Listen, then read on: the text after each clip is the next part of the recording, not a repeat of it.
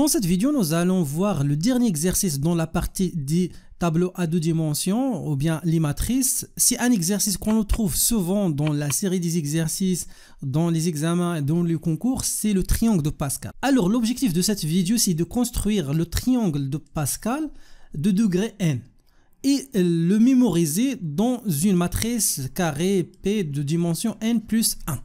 Alors pour bien comprendre, qu'est-ce que le triangle de Pascal?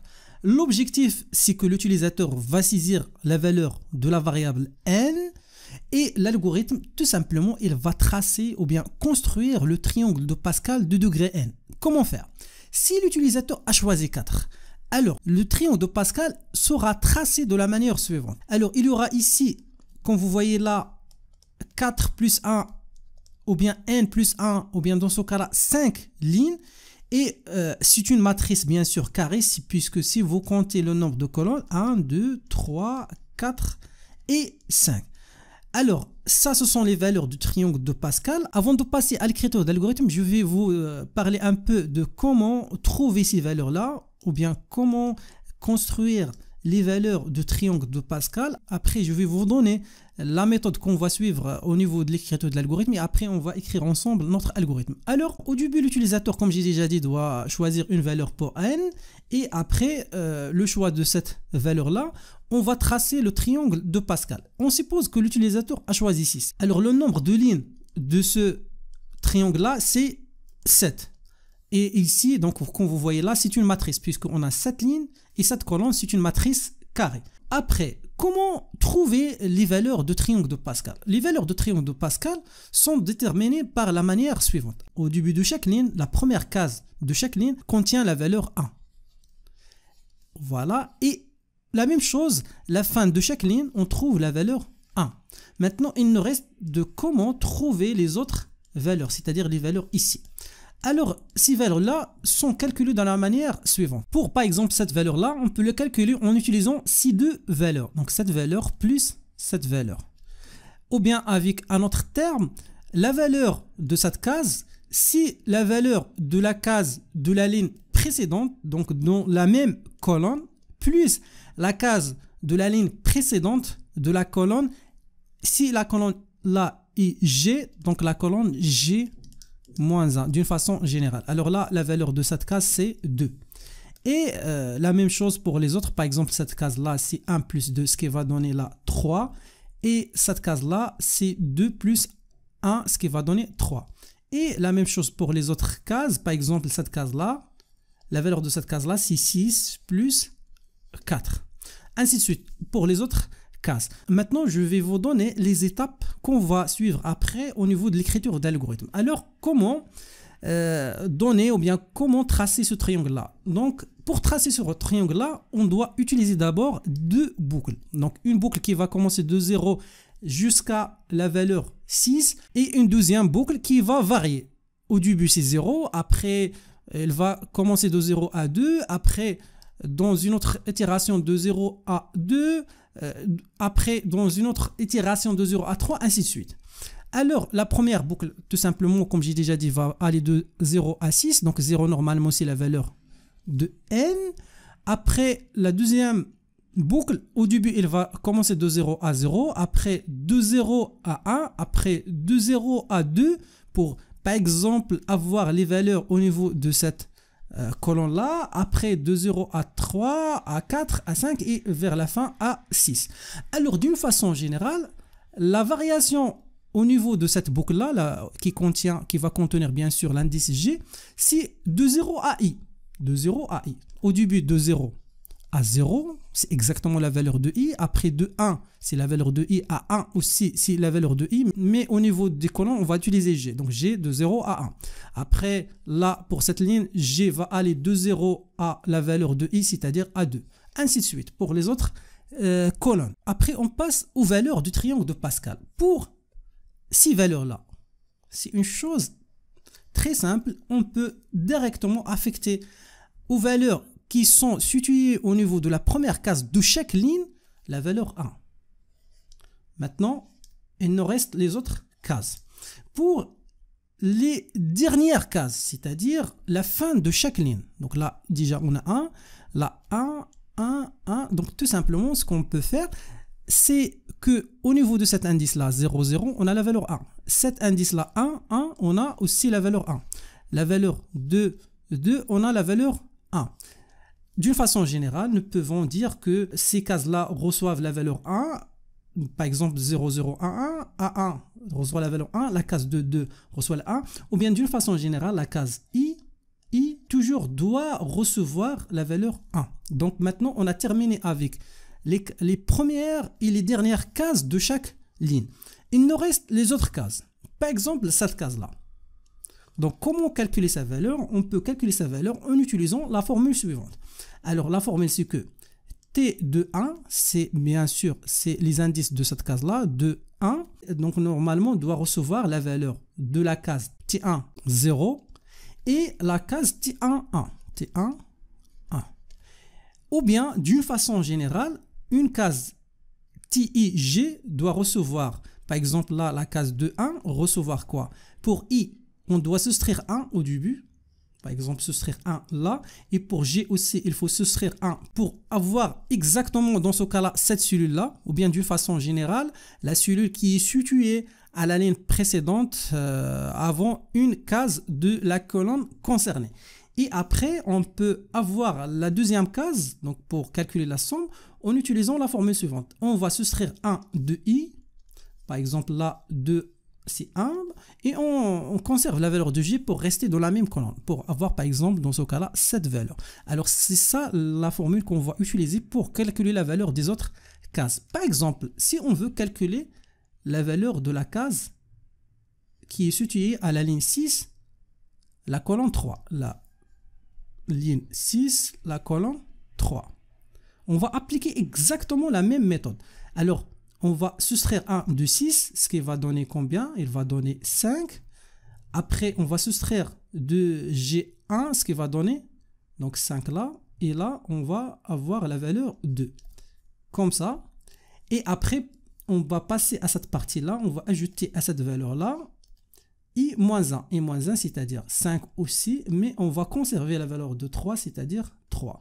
Et là, on va ajouter tout simplement à cette case-là, la valeur de la case T5,3. Et après, on va stocker cette valeur au niveau de cette case-là. Et avec cette méthode-là, nous pouvons calculer les valeurs des autres cases qui sont situées à l'intérieur du triangle de Pascal ici.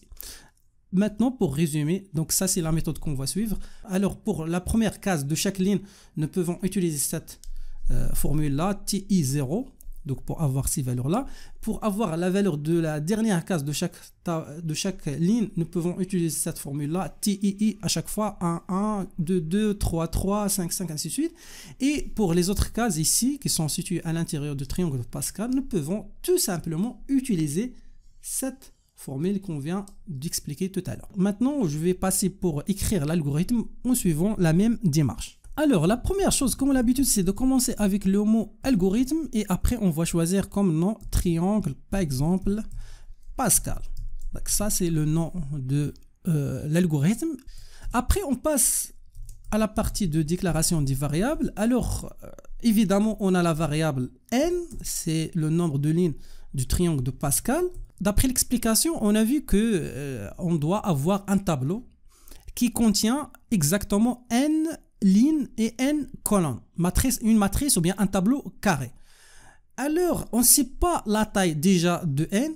Ce qu'on va essayer de faire, donc au lieu de déclarer quelque chose comme ça, par exemple tableau, par exemple là t et entre deux parenthèses, là à mettre, on a vu dans l'explication c'est la taille n plus 1, virgule n plus 1. Au lieu de faire ça, on va faire la chose suivante. On va supposer que la taille maximale c'est 20. Donc là, 20. Et là aussi, 20. Et après, on suppose aussi que l'utilisateur va saisir une valeur inférieure à, dans ce cas-là, inférieure à 20 pour n.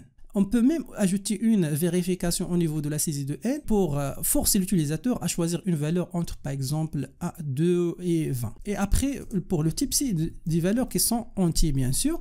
Après, au niveau de ce tableau-là, si on utilise un tableau à 2 dimensions, il faut déclarer 2 indices pour parcourir ce tableau de type aussi entier. Après, on va commencer notre boucle, ou bien notre algorithme du début et fin.